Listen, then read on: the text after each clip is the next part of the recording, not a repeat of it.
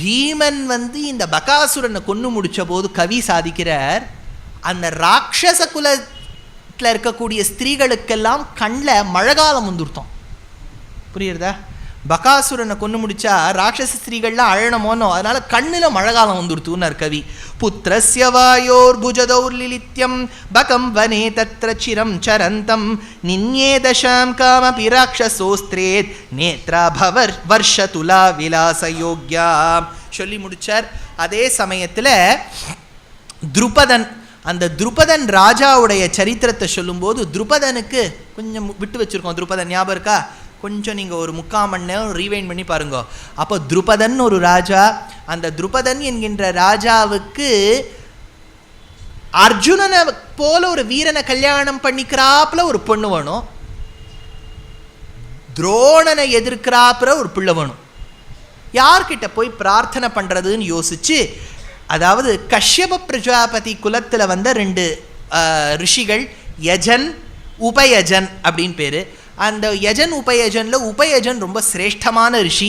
அவர்கிட்ட போய் பிரார்த்தனை பண்ணுறா, நீங்கள் புத்திரகாமேஷ்டி யாகம் பண்ணி வைக்க முடியுமான்னு. அவர் சொல்கிறார், இந்த மாதிரி காமிதார்த்த பலங்கள் எல்லாம் நான் கொடுக்க மாட்டேன்.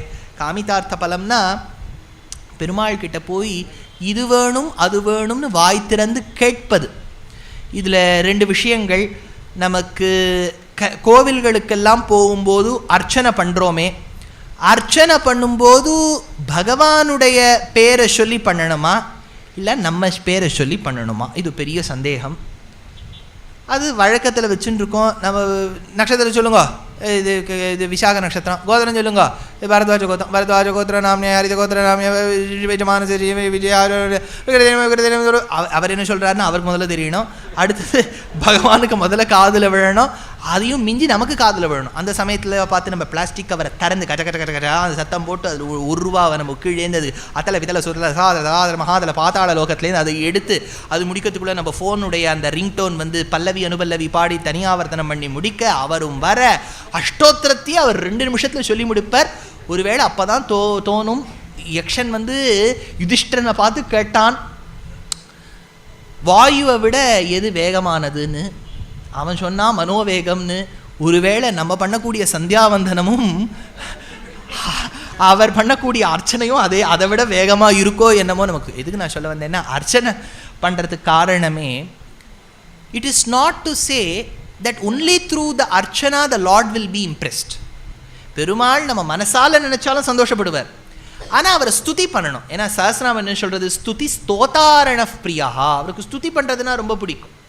பெருமாளேன்னா அவருக்கு ரொம்ப பிடிச்சிருக்கு. ஆனால் நமக்கு அவ்வளவெல்லாம் வாக் சுத்தி கிடையாது. என்ன வார்த்தையை சொல்லி பண்ணுவோம்? பெருமாளே மேலே வார்த்தை வராது. இப்போ நம்ம ரொம்ப அழகாக பெருமாளை பார்த்துட்டோம்னு வச்சுக்கோங்க, சாதாரணமாகவே நமக்கு வார்த்தை வராது. ரொம்ப அழகாக பெருமாள் அப்படியே திருவேங்கடமுடையான் அப்படியே அந்த கருடோத்சவத்தில் திருப்பதியில் மேலே பிரம்மோத்சவம் நடக்கும்போது அப்படியே அதில் வர்றாரு. அப்படியே ஜாஜ்வல்யமான கிரீடம் சங்கு சக்கரதாரியாய் பீதாம்பரம் தரிச்சுண்டு பூமாலை தொடுத்து தோமாலையோடு உபயநாச்சிமார்களோடு ஷட்டாரியோடு திருவடியான கருடாழ்வாரோடு புடை சூழ நாதஸ்வர வாதத்தோடு வரும்போது என்ன நான் ஸ்துதி பண்ணுவேன்னு வதியா குவாச்சாம் ஆச்சாரியா கவிகதக கண்டீரவ குரு, எப்படி நான் ஸ்துதி பண்ணுவேன்னு ஒரு எண்ணம் வருது இல்லையா? அதுக்காக பிரிவா என்ன பண்ணி வச்சிருக்கா, தொகுத்து வச்சிருக்கா சில நாமங்கள். உனக்கு சொல்ல தெரியலையோனோ சொல்கிறத கேட்டுக்கோ அப்படிங்கிறதுக்கு வச்சிருக்கா. இப்போ இதில் என்ன எழுது, முக்கியம் 2, சொல்லணும் கேட்கணும். சொல்லுவது பட்டர், கேட்பது நாம். சொல்கிறவரும் அந்த ஸ்ரத்தையோடு சொல்ல வேண்டும், கேட்கும் நாமும் ஸ்ரத்தையோடு கேட்க வேண்டும். இது 2ம் ஒரு சேர அமைவது ரொம்ப அபூர்வம். அதாவது ராமர் அம்படிச்சார். இப்போ அர்ச்சனை பண்ணும்போது நம்ம அம்படிக்கலாம், இப்படி போடலாம். இப்போ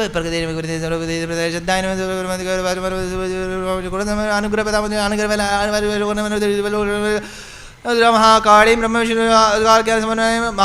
புவனேஸ்வரியே நமஹ அப்படின்னு சொல்லி முடிப்பார். நம்ம கரெக்டாக அந்த சமயத்தில் காசு எடுப்போம். இது எவ்வளவு நாள் இப்படியே போயிட்டு இருக்கோம்?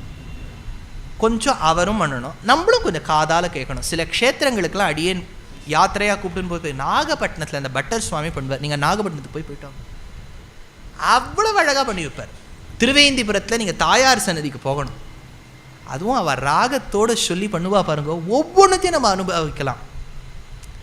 நந்தநந்தன ராஜாயை நமஹ, நாகப்பட்டின ராஜாயை நமஹ, சௌந்தர்ய ராஜாயை நமஹ, லாவண்ய ராஜாயை நமஹ, சௌமிய ராஜாயை நமஹ, ரகுவீராயை நமஹ, கோபாலாயை நமஹ. ஒன்னொன்னும் பண்ணும்போது பாஷ்பவாரி பரிபூர்ண லோச்சனம்னு தோணும். நம்மளும் உட்காந்து கேட்கணும். எதுக்கு நான் இது சொல்ல வந்தேன்னா, அர்ச்சனைங்கிறது as much as it is an integral part of the temple worship, it needs to be rendered with dedication on one side and needs to be heard with sincerity on the other side. அது பெருமாள் பேருக்கு பண்ணுறோமா நம்ம பேருக்கு பண்ணுறோமாங்கிறது secondary. முதல்ல அந்த அர்ச்சனையுடைய பலன் பூர்த்தி அடைய வேண்டும். ரெண்டாவது, ரொம்ப பெரியவாள்லாம் சொன்னது, நம்ம பெருமாள் கிட்ட போய் நம்ம பேரை சொல்லி அர்ச்சனை பண்ணணுங்கிறது கிடையாது. நம்ம ஹரித கோத்திரம், இந்த சூத்திரம், இந்த நட்சத்திரம் சொன்னால் தான் பெருமாளுக்கு நம்மளை தெரியுமா? இல்லைடா தெரியாதா? அதனால் பெருமாளுடைய பேரை சொல்கிறதுக்காக கேட்கறதுக்காக நம்ம போகணுமே ஒழிய நம்ம பேரை சொல்லி நமக்கு ஒன்றும் நல்லது நடந்துட போகிறதில்ல. பகவானுக்கு நம்ம சொல்லாமலேயும் தெரியும், சொல்லி தான் தெரியணுங்கிறது கிடையாது. He is omni present. அது ஒரு விஷயம். எதுக்கு இது சொல்ல வந்தேன்னா, இப்போது உபயஜன் முடியாதுன்னு விட்டார், யஜன் பண்ணி வைக்கிறேன்னார். அந்த புத்திரகாமேஷ்டி யாகம் பண்ணுறாளாம். புத்திரகாமேஷ்டி யாகம் பண்ணும்போது அந்த பத்னி, அதாவது துருபதனுடைய பத்னியை கூப்பிட்றார். அந்த பிரம்மாஸ்தானத்தில் இருக்கக்கூடிய பிரம்மாங்கிறவர் ஒரு யாகத்தில் சூப்பர்வைசராக பிரம்மான்னு ஒருத்தர் உட்காத்தி வச்சுருவா. அந்த காலத்தில் வேடிக்கைக்கு சொல்லுவா, ஒன்றுமே தெரியாதவரை பிரம்மாவாக உட்காத்தி வச்சுருவா. ஏன்னா விஷயம் தெரிஞ்ச பிரம்மாவாக உட்காத்தி வச்சா அவர் தப்பு கண்டுபிடிச்சுட்டே இருப்பார். இது தப்பாச்சே, இது தப்பாச்சே. ஒரு தப்புக்கும் பிராயசித்தம் பண்ணணும். அந்த காலத்துலலாம் அபச்சேத நியாயம்னு பேர். அதாவது ஒரு உத்காத்தான்னு ஒருத்தர் இருப்பார், ஹோதான்னு ஒருத்தர் இருப்பார், அத்வரியூன்னு ஒருத்தர் இருப்பார். இவாள்லாம் ஒருத்தர் வந்து சாமவேதம் பாடுவார், ஒருத்தர் ரிக்வேதம் பாடுவார். எல்லாம் பண்ணி முடிச்சுட்டு ஒருத்தரத்தோட கச்சம் இருக்கும் பாருங்க, கச்சம் இருக்கு இல்லையா, அந்த கச்சத்தை ஒருத்தரத்தை இப்போ முன்னாடி ஒருத்தர் போகிறாருன்னா அவர் கச்சத்தை நான் பிடிச்சிக்கணும், என் கச்சத்தை பின்னாடி பிடிச்சிப்பார். இப்படி சுற்றி ஒருத்தரும் பிரதட்சணம் பண்ணணும் யஜ்ஞ வாட்டிக்கையை. நடுவில் அந்த கச்சத்தை மறந்து போய் விட்டுட்டோன்னு வச்சுக்கோங்க, அதுக்கு ஒரு பிராயஷ்சித்த யாகம் பண்ணணும். அதனால் பிரம்மாங்கிறவர் இந்த தப்பெல்லாம் கண்டுபிடிச்சி சொல்லணும். ஒன்றும் தெரியாதவரை பிரம்மாவை உட்காத்தி வச்சுட்டா அவர் தப்பே சொல்ல மாட்டார். அதனால் அந்த காலத்தில் யஜ்ஞத்துக்கு பிரம்மா அப்படின்னு அந்த காலத்தில் ஒரு பழமொழி உண்டு. அப்படின்னா ஒன்றும் தெரியாத சாதுவை உட்காத்தி வச்சிருக்கான்னு அர்த்தம். ஏன்னா சம்ஸ்கிருதத்தை சாதுன்னா நல்லவர்னு அர்த்தம் கிடையாது, கொஞ்சம் டல்லுன்னு அர்த்தம். ரொம்ப அவர் நல்ல சாது சார் அப்படின்னா டல்லுன்னு அர்த்தம். கிராமம்னா கிராமம், சிம்மம்னா சிம்மம் இல்லையா சம்ஸ்கிருதத்தில், கிராம சிம்மம்னா நாயின்னு அர்த்தம்.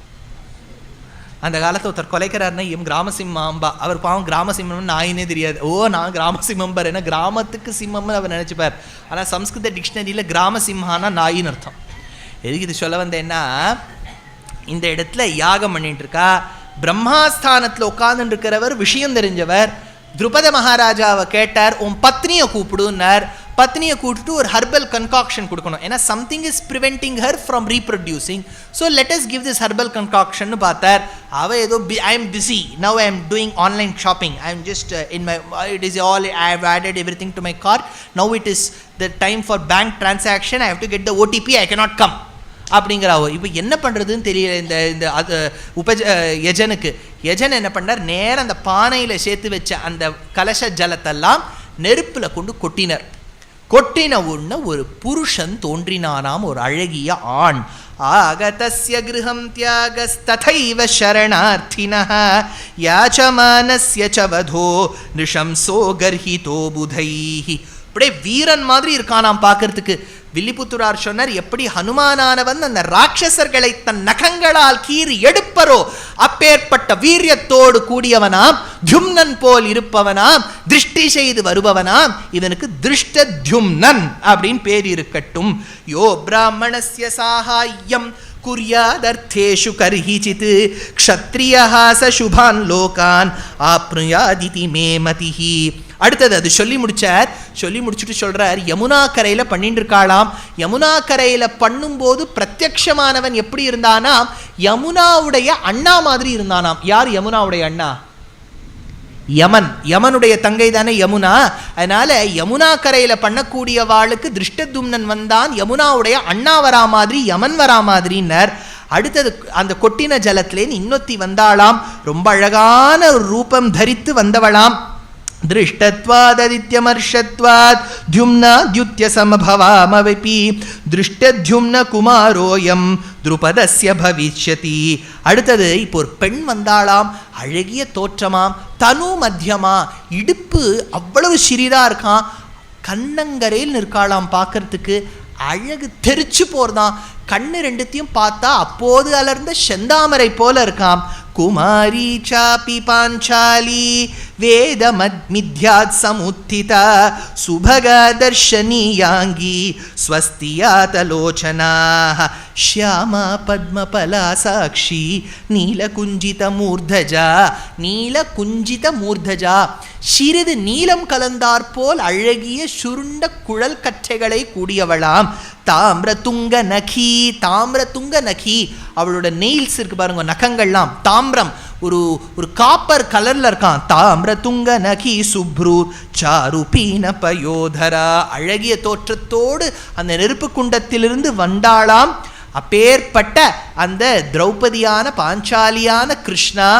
அதை சொல்லும்போது வில்லிபுத்தூரார் சொன்னார், அன்னைக்கு ஒரு நாள் பூமியிலிருந்து தோன்றினாள் ஒத்தி அரக்கர்குலம் நாசமடைய, இன்னைக்கு நெருப்பு குண்டத்திலிருந்து தோன்றினாள் ஒருவள் க்ஷத்ரிய குலத்தை நாசமடையன்னு சொல்லி தோன்றிவித்தாளாம். கிருஷ்ணேயத்யப்ருவான் கிருஷ்ணாம் கிருஷ்ணா பூதத்சாஹி வர்ணதஹ. ஏன் கிருஷ்ணான்னு இவளுக்கு பேருனா கிருஷ்ண நிறம், கண்ணங்கரையில் நிற்காளாம் பார்க்கறதுக்கு. அது ரொம்ப அழகா இது ஒரு ஸ்லோகத்தில் சொல்லி முடிக்கிறார் பாரத சம்பூல அன்னம பட்டர். அவளை அலங்காரம் பண்ணுறதுக்காக பல ஸ்திரீகள் வந்தாளாம். வங்கியை தரிச்சாளாம், அடிகை போட்டாளாம், முல்லாக்கு போட்டாளாம், மூக்குத்தி போட்டாளாம், தோடு போட்டாளாம், அப்புறம் மாட்டல் மாட்டினாளாம், பின்னினாளாம், எல்லாம் எடுத்தான். ஒட்டியானம் மட்டும் மிஞ்சிருக்கான். ஒட்டியானத்தை எடுத்து இடுப்பில் வைக்கலாமேன்னு பார்த்தா இடுப்பு காணுமா. சொல்றார் அந்த கவி. தேடி தேடி பார்க்கறாளாம், மேலே தேடுறாளாம், கீழே தேடுறாளாம், இங்கே பார்க்கறாளாம், அங்கே பார்க்க, ஏண்டி நீ பாத்தியா இடுப்பை பாத்தியான்னு கேட்கறாளாம். சகலமபி வபுஷ பூஷ்ய தன்வியாக சபதி சகி விபுலேக்ஷணாம்புஜாபி சிரத சமவேக்ஷ மத்திய தேசம் கரதிருத காஞ்சன காஞ்சிகாரேவ தஸ்தௌ. தேடி தேடி பார்க்கறாளாம். பார்த்த உடனே சொல்றாளாம், ஐயோ இவளை எங்கே பார்க்கறதுனே தெரியலையேடி, இடுப்பே இல்லையே. காரணம் என்னன்னா அந்த சிற்றிடையோடு கூடியவள் அவள்னு ஸ்ருங்கார ரசத்தில் வர்ணிக்கிறதுக்காக கவி எடுத்தார். இன்னொரு அழகான ஒரு விஷயம் சொல்றார் அன்னம பட்டர் பாரத சம்பூல.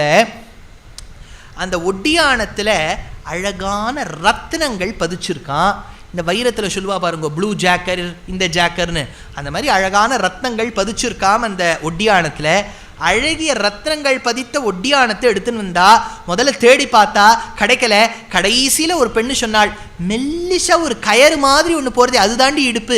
சரி, அதில் இந்த ஒட்டியானத்தை அப்படியே அந்த இடத்துல ஸ்தாபனம் பண்ணாலாம். இந்த ஸ்திரீகள் ஸ்தாபனம் பண்ணிட்டு சுத்தி திரௌபதியை சுற்றி இந்த பெண்கள்லாம் அழகிய ஆடையோடு கூடிய, வெவ்வேறு ஆடையோடு கூடிய, விதவிதமான வர்ணங்களோடு படைத்த ஆடைகளோடு கூடிய ஸ்திரீகள் அப்படியே திரௌபதியை சுற்றி பார்க்கறாளாம். அவளுடைய பிரதிபிம்பம் அந்த ஒட்டியானத்தின் அந்த ரத்னங்களில் தெரியறதாம். எது அவ தரிச்சுருக்கக்கூடிய ஆடையின் ரங்கங்கள், வர்ணங்கள் எல்லாம் அந்த ரத்னங்களில் தெரியறதாம். ஒத்தி செக்கச்சவேல்னு ஒரு ஆடை தரிச்சிருந்தா அந்த செக்கச்சவேலுங்கிற ஆடை ஒரு ரத்னத்தில் தெரியறதாம். ஒத்தி பச்சை பச்சேல்னு ஆடை தரிச்சிருந்தா பச்சை ஆடை இன்னொரு ரத்னத்தில் தெரியறதாம். இதுலேருந்து என்ன தெரியறதுன்னு கவி, அன்னிக்கே திரௌபதி என்ன பண்ணிட்டாளாம், இத்தனை வஸ்திரங்களையும் தன் இடுப்பில் கட்டி வச்சுட்டாளாம். ஏதேனும் ஒரு நாள் எனக்கு இவளுக்கு இந்த வஸ்திரங்கள்லாம் தேவைப்படுமோன்னு. காஞ்சி கலாபமணி பிம்பித பார்ஷ்வயோஷீத் கௌஷேய பங்கிரிவ நரேந்திர சுதாபபாசே ஆவிர்பவிஷ்யதி கோஷ்டி கிரீட மக்னம் வாசசதம் ஜனதிருஷாமிவ சூச்சயந்தி. அப்பேற்பட்ட திரௌபதி தனுமத்தியமா கிருஷ்ணை நிறத்தோடு கூடியவள். நம்ம மகாபாரதத்துக்கு இவதான் நாயிகா, இவதான் ஹீரோயின். ருக்மிணி கிடையாது, சத்யபாமா கிடையாது. ஹீரோ கிருஷ்ணரா இருக்கிறதுனால ஹீரோயின் ருக்மிணியா இருக்கணும்னு நினைக்காதீங்க. This is a different story where the hero and the heroine are not a couple. The hero and the heroine are the best of the friends. இது ஒரு டிஃப்ரெண்ட் காவியம். எழுதினவர் கிருஷ்ணத்வைபாயனர், நாயகனோ கிருஷ்ணன், நாயகியோ கிருஷ்ணா. எல்லாம் பாருங்கள், இதில் கருப்பு தான். அதனால் இப்போ நம்ம இந்த நெல்சன் மண்டேலா உட்காந்து கருப்பு வெள்ளை போய் உட்காந்து சண்டை போட்டாலாம் சொல்லவே வேண்டாம். நம்ம கருப்பு தான் நம்ம காவியத்தையே நமக்கு கொடுத்துருக்கு. கிருஷ்ணர் இல்லைன்னா காவியம் நகரவே நகராது. அதனால தான் கருப்பு தான் நமக்கு பிடிச்ச கலருன்னு சொன்னவரே வியாசர் தான். அதனால் அப்பேற்பட்ட திரௌபதி அந்த திரௌபதிய ஸ்வயம்வரத்தில் என்னமா ஜெயிக்கிறான் இந்த அர்ஜுனன். அவ எப்படி 5 பேரை கல்யாணம் பண்ணிக்கிறதுக்கு ரூல் உண்டா சாஸ்திரத்தில்? கிருஷ்ணர் இதுக்கு என்ன சமாதானம் சொல்கிறார்? ஏன்னா அவர் தான் அதுக்கு நாளைக்கு ஒரு சமாதானம் சொல்ல போகிறார். அது என்னங்கிறத